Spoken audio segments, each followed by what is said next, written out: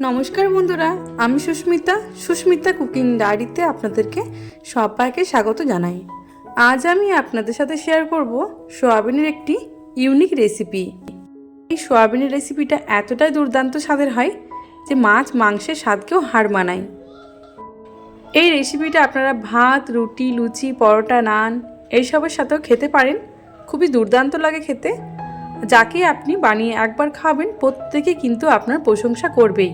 তাহলে বন্ধুরা, আমার এই চ্যানেলে নতুন কোনো সদস্য হয়ে থাকলে চ্যানেলটি সাবস্ক্রাইব করার অনুরোধ রইল, এইরকম আরও নিত্য নতুন রেসিপি পাওয়ার জন্য। তাহলে আর দেরি না করে রেসিপিটি শুরু করা যাক। সোয়াবিনের এই রেসিপিটি বানানোর জন্য প্রথমে এখানে আমি কড়ার মধ্যে দিয়ে দিয়েছি জল। এরপর জলটা যখন খুব ভালোভাবে গরম হয়ে যাবে ওর মধ্যে আমি 100 গ্রাম পরিমাণে সোয়াবিন দিয়ে দিয়েছি, সামান্য পরিমাণে লবণ দিয়ে দিয়েছি। এরপর সোয়াবিনটাকে আমি খুব ভালোভাবে সেদ্ধ করে নেব। 5 মিনিট পর দেখছি সোয়াবিনটা এখন খুব ভালোভাবে সেদ্ধ হয়ে গেছে। এরপর সোয়াবিনটাকে আমি একটা পাত্রের মধ্যে তুলে রেখে দিচ্ছি।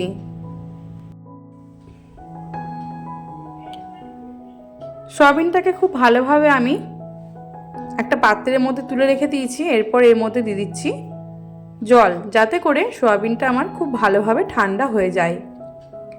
এরপর সোয়াবিনগুলোকে হাত দিয়ে চেপে চেপে এক্সট্রা জলটাকে নিংড়ে আমি একটা পাত্রের মধ্যে তুলে রেখে দিচ্ছি। সব সোয়াবিনটা আমার খুব ভালোভাবে জল থেকে ছেঁকে নেওয়া হয়ে গেছে। এরপর আমি এর মধ্যে দিয়ে দিচ্ছি সামান্য পরিমাণে হলুদ গুঁড়ো, এবার দেব স্বাদ মতো লবণ, সামান্য পরিমাণে দিয়ে দিচ্ছি লঙ্কা গুঁড়ো আর 1 চামচের মতো আদা রসুন কাঁচা লঙ্কার পেস্ট। এরপর আমি দিয়ে দিচ্ছি এখানে বাইন্ডিংয়ের জন্য বেসন আমি এখানে এই যে চামচটা ব্যবহার করছি সেই চামচের 2 চামচ আমি বেসন দিয়ে দিয়েছি। এরপর হাত দিয়ে খুব ভালোভাবে এটাকে আমি মেখে নেব।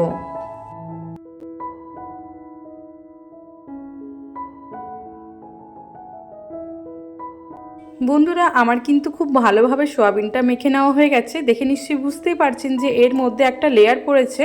এরপর এগুলোকে আমি ভেজে নেব। সেজন্য গ্যাসের ওপর একটা কড়া চাপিয়ে দিয়েছি। এর মধ্যে দিয়ে দিচ্ছি সামান্য পরিমাণে সরষের তেল। রান্নাটা আমি সরষের তেলে করব, তবে আপনারা চাইলে এখানে সাদা তেলও ব্যবহার করতে পারেন। এবার আমি সোয়াবিনটাকে দিয়ে দিলাম। সব সোয়াবিনগুলোকে আমি একবারে ভাজবো না, প্রথমে কিছুটা সোয়াবিন আমি ভেজে নিচ্ছি। গ্যাসের ফ্লেমটা মিডিয়ামে রেখে আমি ভালো করে সোয়াবিনগুলোকে লাল লাল করে ভেজে নেব। বন্ধুরা, সোয়াবিনগুলোকে আমার খুব ভালোভাবে ভেজে নেওয়া হয়ে গেছে। এরপর এগুলোকে আমি তুলে রেখে দিচ্ছি একটা পাত্রের মধ্যে। বাকি যে সোয়াবিনগুলো ছিল সেগুলো আমি একই রকমভাবে ভেজে নেব।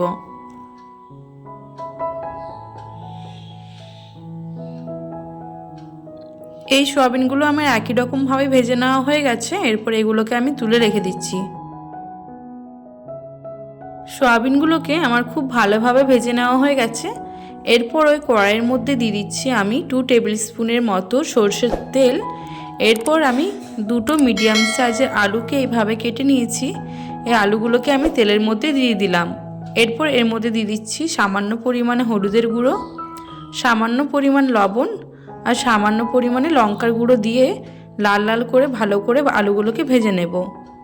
আলুটা যাতে খুব ভালোভাবে ভাজার সময় সেদ্ধ হয়ে যায় সেজন্য লো ফ্লেমে 5 মিনিটের জন্য আমি ঢাকা দিয়ে রেখে দিয়েছিলাম।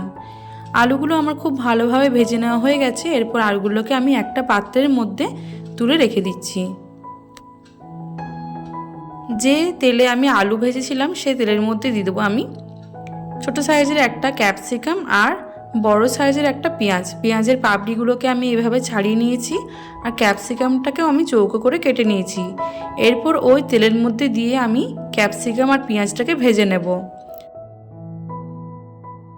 পেঁয়াজ আর ক্যাপসিকামটাকে খুব বেশি ভেজে নরম করে নিলে হবে না, একটুখানি শক্ত শক্ত রেখে এগুলোকে ভেজে তুলে নিতে হবে। খুব বেশি নরম করে ভাজার দরকার নেই।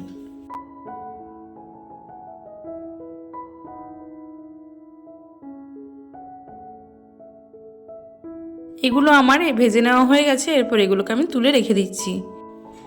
যে তেলের মধ্যে আমি পেঁয়াজ আর ক্যাপসিকামটা ভাজলাম ওই তেলের মধ্যে 1 টেবিল স্পুন তেল মিশিয়ে এর মধ্যে আমি হাফ টিস্পুনের মতো দিয়ে দিলাম গোটা জিরে, একটা তেজপাতা দিয়ে দিলাম। এরপর আমি দিয়ে দেবো এখানে বড় সাইজের একটা পেঁয়াজ কুচি। পেঁয়াজ কুচিটা দিয়ে দেওয়ার পর খুব ভালোভাবে আমি নাড়াচাড়া করে নেব। এরপর পেঁয়াজের কালারটা যখন একটুখানি চেঞ্জ হয়ে আসবে, এর মধ্যে আমি দিয়ে দেবো একটা মিডিয়াম সাইজের টমেটো কুচি।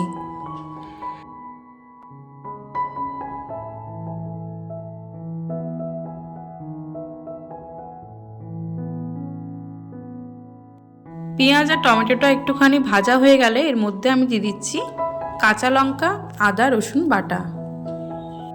এরপর খুব ভালোভাবে মশলাটাকে আমি মিশিয়ে নিচ্ছি।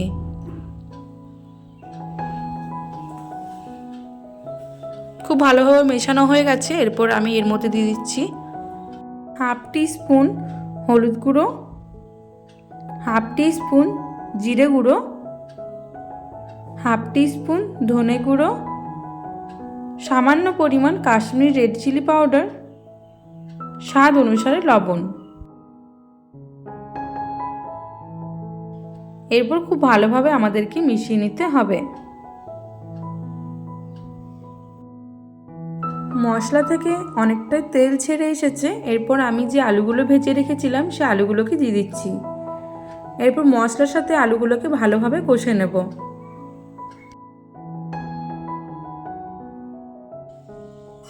এরপর আমি এর মধ্যে দিয়ে দিচ্ছি হাফ টিস্পুনের মতো চিনি। চিনিটা দেওয়ার পর খুব ভালোভাবে নাড়াচাড়া করে আমি এটা ঢাকা দিয়ে রেখে দেব।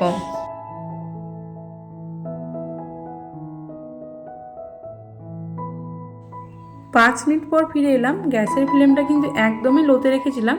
এখন আলুটা খুব ভালোভাবে কষানো হয়ে গেছে। এরপর যে ভেজে রেখেছিলাম সয়াবিনগুলো, সেই সয়াবিনগুলোকে আমি দিয়ে দিচ্ছি। সয়াবিনটা দিয়ে দেওয়ার পর খুব ভালোভাবে আমি নাড়াচাড়া করে দিচ্ছি। এরপর সামান্য পরিমাণে আমি জল দিয়ে দেবো, যাতে করে সয়াবিনটা আমার খুব ভালোভাবে কষানো হয়। জল দিয়ে ভালোভাবে নাড়াচাড়া করে 2 মিনিটের জন্য আমি ঢেকে রেখে দেবো। 2 মিনিট পর আমি ফিরে এলাম। এখন কিন্তু সয়াবিনটা আমার খুব ভালোভাবে কষানো হয়ে গেছে।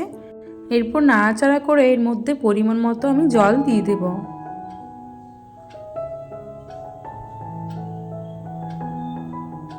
জল দিয়ে দেওয়ার পর আবার খুব ভালোভাবে আমি মিশিয়ে নিচ্ছি। এরপর ঢাকনাটা বন্ধ করে 2 মিনিটের মতো ফুটিয়ে নেব। বন্ধুরা, আমি 2 মিনিট পর ফিরে এলাম। এরপর যে আমরা ক্যাপসিকাম আর পেঁয়াজটা ভেজে রেখেছিলাম, সে ক্যাপসিকাম আর পেঁয়াজটা দিয়ে দিচ্ছি। ক্যাপসিকাম আর পেঁয়াজটা দিয়ে দেওয়ার পর খুব ভালোভাবে নাড়াচাড়া করে ঢাকনাটা বন্ধ করে 2 মিনিটের মতো ফুটিয়ে নেব। বন্ধুরা, আমি 2 মিনিটের মতো ফুটিয়ে নিয়েছিলাম। আর গ্যাসের ফ্লেমটা বন্ধ করার আগে ধনেপাতা কুচি আর গরম মশলা গুঁড়ো দিয়ে দিয়েছিলাম, সেটা আমার দেখানো হয়নি।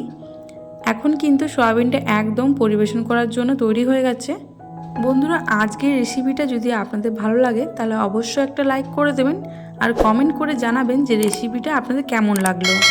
আর আমার চ্যানেলটি যদি এখনও পর্যন্ত সাবস্ক্রাইব না করে থাকেন তাহলে চ্যানেলটি সাবস্ক্রাইব করার অনুরোধ রইল, এরকম আরও নিত্য নতুন রেসিপি পাওয়ার জন্য।